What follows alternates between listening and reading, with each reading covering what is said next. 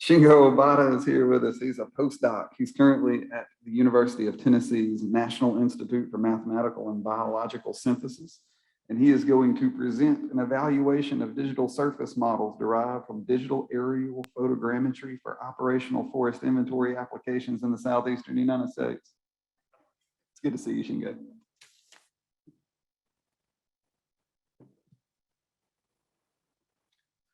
Thank you very much for the introduction. And sorry for the very long title, but on March 2020, I was a graduate student of UGA for school, and then I was about to apply for the thesis defense, but it was suddenly cut down by the pandemic, and everything went through the tiny screen in the Zoom in the tiny room in my apartment, and then I didn't come back and then fly over to the Knoxville. So this is the first time to come back to UGA. So it's great pleasure to come back here. And then, it's like the end of the student life today. So anyway, so this project is done under the budget of the U.S. Forest Service FYA program, and I'm working with Dr. Todd Schroeder in U.S. Forest Service and Dr. Monica Papeş in University of Tennessee. So first, let me show the kind of overview of our research. So what we've done is to estimate the regional forest volume.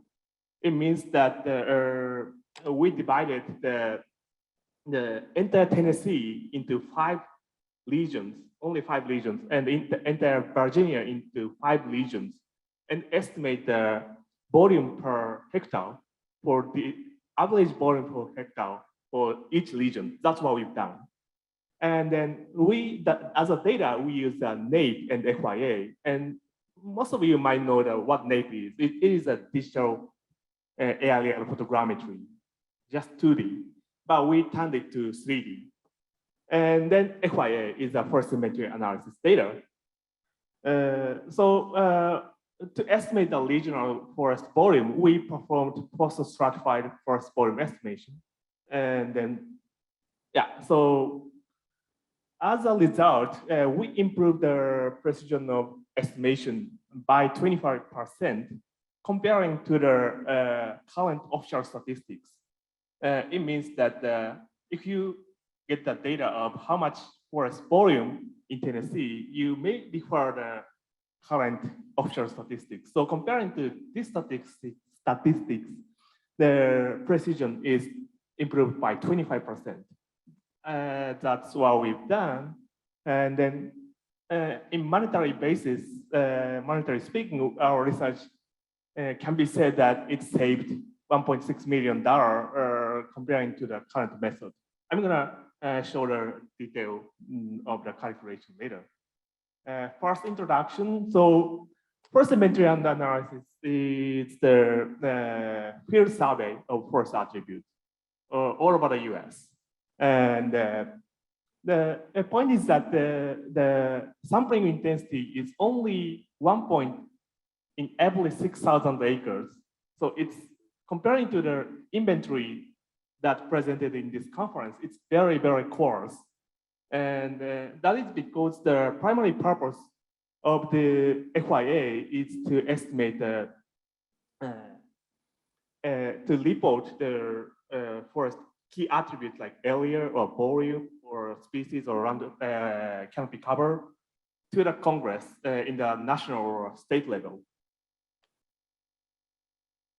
So these are the typical numbers you might see. So like I said, if you refer the number, like the total forest volume of Georgia, maybe you refer the offshore statistics of FIA, as long as I know.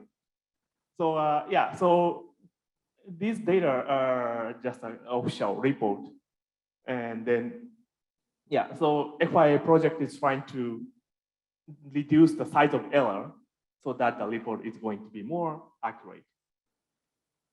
And then before we move to the explanation of our research. This is the kind of illustration of the difference between national forest inventory, which is FIA, and forest management inventory that most of you imagine when you heard inventory.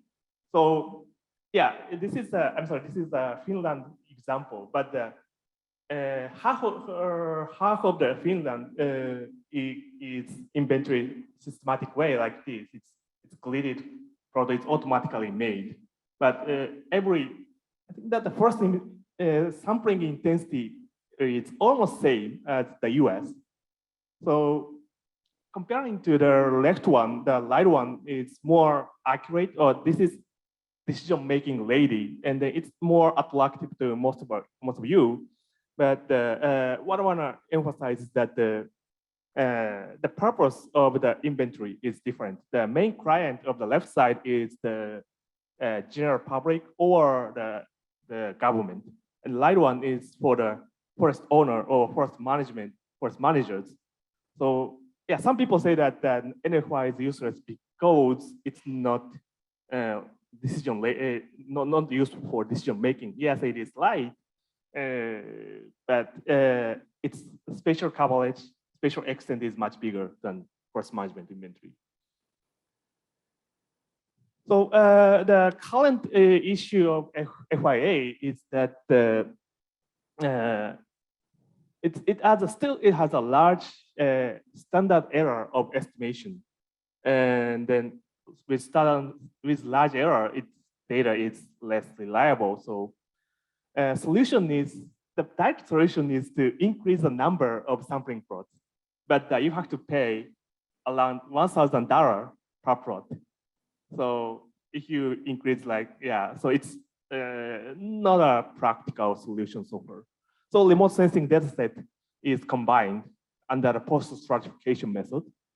And then for estimation of forest area, spectral sensor like Landsat or Sentinel, it's proven to be useful and it's good enough. But for the volume estimation, 3D structure is required, like LiDAR or SAR. But taking the LiDAR for entire land area of Tennessee costs so much. And if we try to update that like every year, maybe nobody want to pay that kind of money. So it's another unrealistic solution. So that's a problem. And let me talk briefly about the process stratification. So so after we get the remote sensing data is used to stratify the entire land area. And for stratified land area, we calculate the forest attribute. In this case, it's forest area. By doing that, we can make the smaller standard error.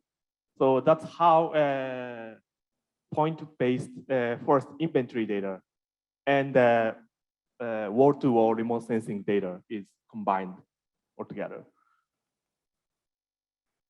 Yeah, and so we use the nape imagery that is 2D, but using the structure from motion technology, we can turn 2D imagery to 3D imagery. So so nape is available freely all over our land area, Virginia and Tennessee. So we created the wall-to-wall 3D point cloud data set from the nape. The point is that it only covers the surface of the object. So the sub-canopy structure is not covered like LiDAR. But the only canopy top is covered entire Tennessee and Virginia, and that's our data source.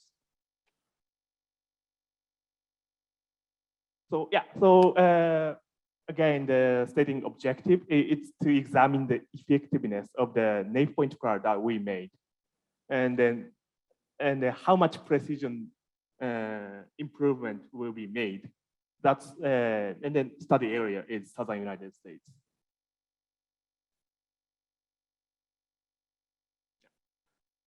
So it's like so data is NAEP and FIA, and then comparison. So first we compare the result of FIA field measurement and the NAEP point cloud, because nobody validated how much agreement NAEP and FIA, NAEP point cloud and FIA has. If they don't have any agreement, it means that either of the data has error. Maybe NAEP point cloud has error. So in the real, ideal world, the NAEP point cloud height and FIA height should have the one, should completely agree each other. And then after check the comparison, we perform post-stratified estimation. So that's the flow of the research. And the study area is here, Tennessee and Virginia. And we, like I said, we divided only, we divide the entire state of Tennessee into only 5 regions, and as well as Virginia. So, and only for each survey unit, we made a estimation of volume per hectare. So in that sense, the spatial unit of the estimation is really coarse, but we believe that the coverage, spatial coverage is very good. And the NAEP point cloud we use had some issue, especially in the data acquisition season. So some of the and the top bottom right picture shows the acquisition season, and we expected to get all the data in leaf on season. That is the end of October. November is late, and December is out. But some of the data, NAEP imagery was taken in the complete leaf off season in December, and so as a result, the NAEP point cloud generated from the leaf off season imagery had a very erratic representation. Right, and then so as a result, we get the 3D imagery on the left side, left side of the screen, and yeah, so probably the height of the surface object is almost in this area almost clearly depicted by the point cloud, and the right side of the screen shows the bleeded 10-meter surface height of 2 states. This is the data after stratifying the actual height, the surface height of the data. But so the point is that some data includes the serious error at the eastern end of the Tennessee, mainly because of the off-season acquisition of the data. Finally, result and discussion. So this is the comparison between FIA height and the NAEP height. I expected complete one by one. For every point, I expected every point to stick to the 45-degree line, but as you see, so many points are along the x-axis. It means that the FIA height is, let's say, 50 feet, but the NAEP point cloud estimated height is like 5 feet, 2 feet. It's a really bad result that we didn't expect. But our final, so this is the result of a comparison. And then another thing is that the softwood performed much better than hardwood. So the agreement level is very good in softwood, especially Virginia. So it indicates that in the plantation forest, plantation laboratory pine forest, the height agreement level is high, while hardwood multi-layer forest, it's not so good. Yeah, and then we performed process stratification in Tennessee, and then we gained, we get that 25% to 31% lower standard error comparing to the official method of estimation.